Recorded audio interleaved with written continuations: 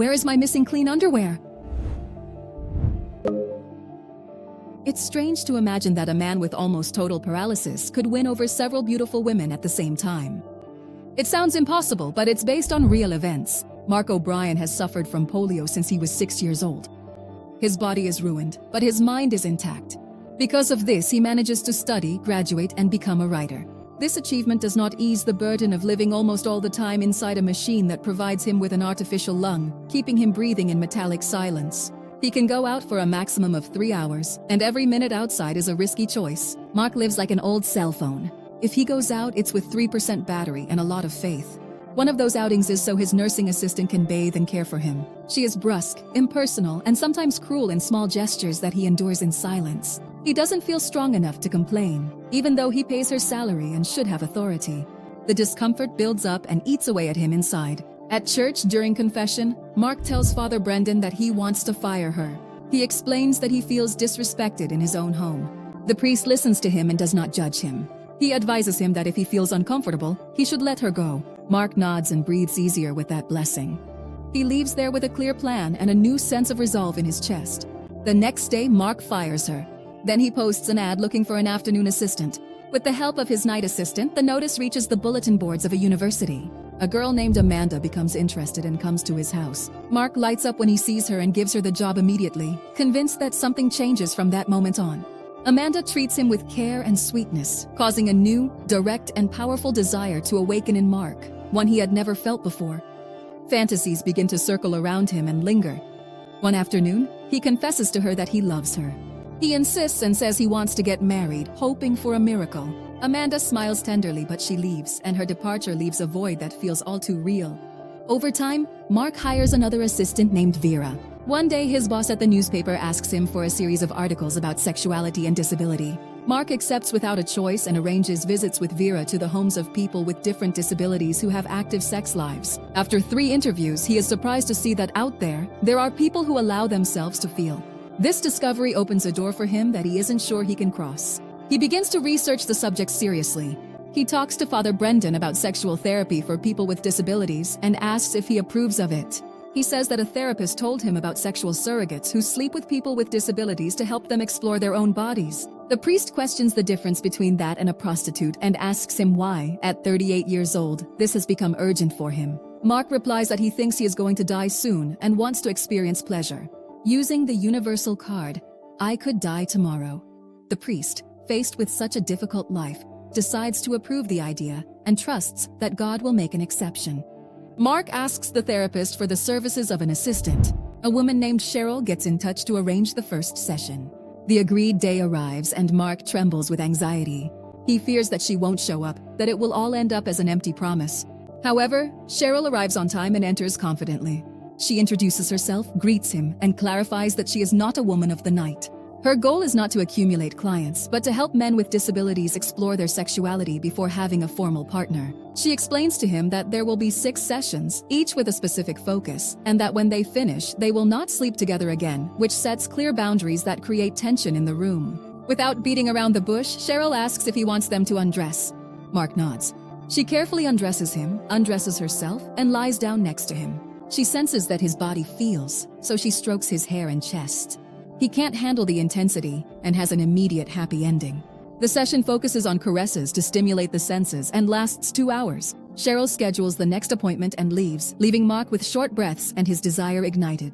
In the second session, Cheryl aims for Mark to reach the stars while making love. Again, he finishes at the slightest gesture. Achieving the goal becomes complicated, and they change the pace. They talk, he speaks more, and she listens because Cheryl is reserved.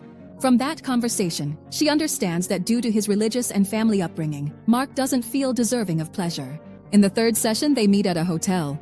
That first experience outside the house puts Mark in a different space, more suitable and private. Even so, is he nervous about possibly hurting her? Cheryl encourages him and invites him to see himself as an equal. She tells him that he deserves intimate moments that make him happy, both in bed and outside of it. Shortly after, they calmly achieve their goal. Once they relax, Cheryl lets down her guard. She shares that she is married to a man who considers himself a philosopher without a university degree and that they have a teenage son. She congratulates Mark on his progress. He asks her if she also experienced pleasure. Cheryl denies having felt it. Mark asks that in the next session she also enjoy herself, to which she agrees with subtle disbelief. After some time, Mark calls her at home to invite her out for coffee. Cheryl knows that after an encounter like this, attachment appears and she takes it as something normal. They go out to a cafe. Mark jokes about what people will think seeing him lying on a stretcher, having a date with a beautiful blonde. Cheryl laughs. She acknowledges that he is charming. Later, he sends her a letter by mail, pushing the boundaries of their relationship. The letter is read by the woman's husband, who argues with her for not keeping her distance from her patient. Cheryl reproaches him for opening it and asks him to give it back, but the husband has already thrown it away. When everyone is asleep, she searches through the trash and finds Mark's letter. It's a beautiful poem that touches her heart. One afternoon, while Vera is taking Mark for a walk, Amanda shows up to say hello to him. They go to a nearby park since she wants to tell him that she's going to Germany to study and wants to say goodbye. Mark is surprised that she chose a country he considers boring to study in. Amanda laughs and then bursts into tears. She confesses that she loves him, but she's not in love with him. And before leaving, she gives him a kiss on the lips. The farewell leaves a sense of the impossible. In the fourth session, Mark arrives determined to please her. Cheryl feels moved by something stronger and kisses him. This time, their bodies come together not as part of a therapeutic routine, but with open love. Mark confesses that he loves her, and Cheryl replies that she loves him too. They linger longer than usual, so much so that Mark's assistant calls reception to check if everything is all right. Cheryl hurriedly gets dressed. Mark asks if there are still 2 sessions left. She says yes, unless they decide to stop everything now. He chooses not to continue, knowing they are getting involved in something with no future, and lets her go with a sad smile. Cheryl runs to her car. She's about to start it when Vera approaches with the envelope containing her pay, which she had forgotten. Cheryl thanks her with a brief smile that instantly breaks. She is about to cry and can't stop it. Vera looks at her, surprised and worried, but says nothing. Cheryl leaves with a broken expression and a conflict she doesn't know how to resolve. Months later, a storm hits the city and the power grid goes down. Mark is left without the electricity that powers his iron lung. With a stick in his mouth, he dials his night assistant's number. No one answers, so he leaves a message saying he has 3 hours of oxygen left. He tries to call 911, but the stick falls to the floor. Thinking this is the end, he closes his eyes and surrenders to the idea of dying as time seems to contract. Later, he is taken to the hospital. He is kept alive thanks to his assistant hearing the message and taking action. Stable. Mark talks with Dr. Susan. She laughs at his jokes, and a genuine interest develops between them. When he is discharged, Susan asks if she can visit him. Mark wants her to, but first he asks if she is married or has a boyfriend. She says no to both, and the door opens to something new.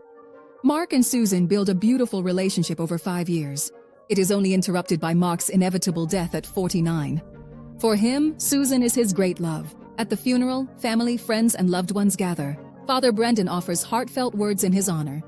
Then, Susan recites one of Mark's favorite poems written by him. It's the poem he sent to Cheryl, who is present and moved to hear it again. And so Mark's life comes to an end in a way that inspires others, leaving a mark that continues to beat. Now go watch another summary, since my breathing depends on it.